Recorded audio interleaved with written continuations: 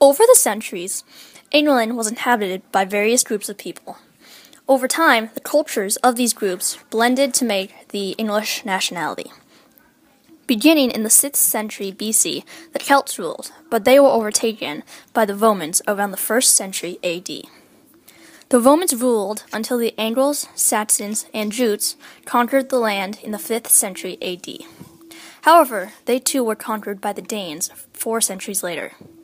Following the Danes came the Normans in the 11th century, who were led by William the Conqueror. William the Conqueror became King of England in 1066 AD and ruled until 1087. He was originally the Duke of Normandy, a province in northern France, but in 1066 he led his army across the English Channel and defeated the Anglo-Saxons at the Battle of Hastings. William was crowned King of England on December 25, 1066 in Westminster Abbey. In the mid-1080s, William the Conqueror created the Domesday Book. This book was a survey of everyone's property and wealth created to help make collecting taxes easier. In August of 1086, England was going through a time of revolts and invasions. William gathered all of the land-owning men of England, and they swore their allegiance to William. This event became known as the Oath of Salisbury. The successors that followed William the Conqueror continued to strengthen central government, establish laws, and try to control foreign affairs. A couple hundred years later, this need to control foreign lands eventually led to a war between England and France known as the 100 Years' War. The 100 Years' War began when French forces entered English land, a war lasting from 1337 to 1453. There were many feudal lords that ruled over French territory that were Norman kings of England. When Edward III of England became the French king, he brought his forces into the English land and invaded France, intending on reclaiming the French land. During the war, England won the battles of Crécy, Poitiers, Agincourt, and invaded France. Meanwhile, Joan of Arc, a young girl, was religiously inspiring the French forces. This encouragement helped the French reclaim the city of Orleans and most of France, leaving England with only the port of Calais. The 100 Years' War taught the English to focus solely on England, while their earlier victories in the war helped raise patriotism among the nation.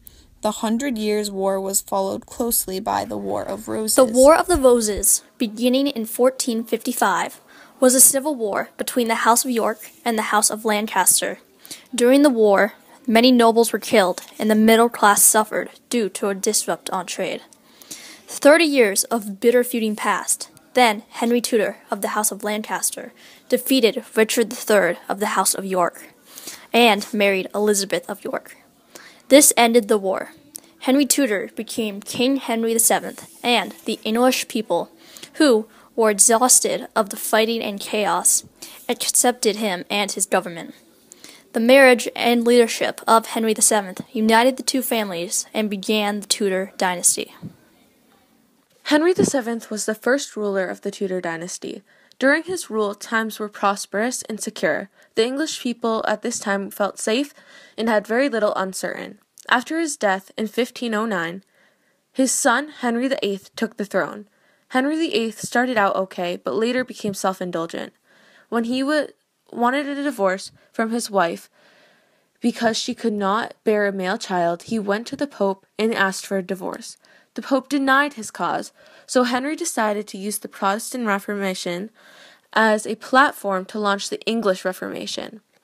He is also famously known for having 6 wives in total, each of which he discarded one after the other by murder or death or divorce.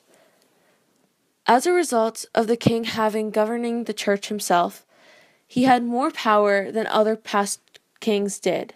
After King Henry VIII's death in 1547, there were a few short-term rulers. After that, in 1558, Queen Elizabeth took the throne. She was a very successful queen, and there were many who were unhappy with her leadership.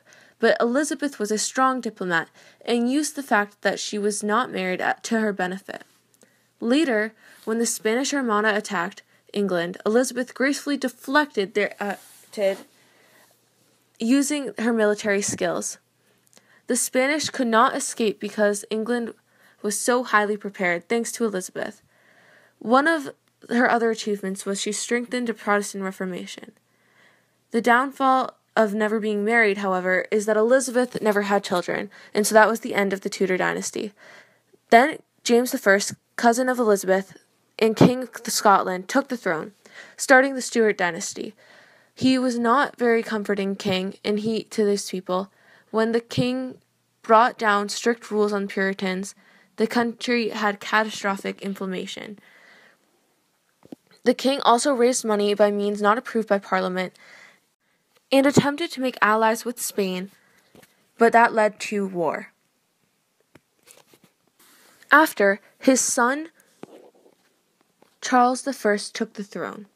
In 1625, Charles was a strong believer in divine right of kings, but was still very isolated from his people.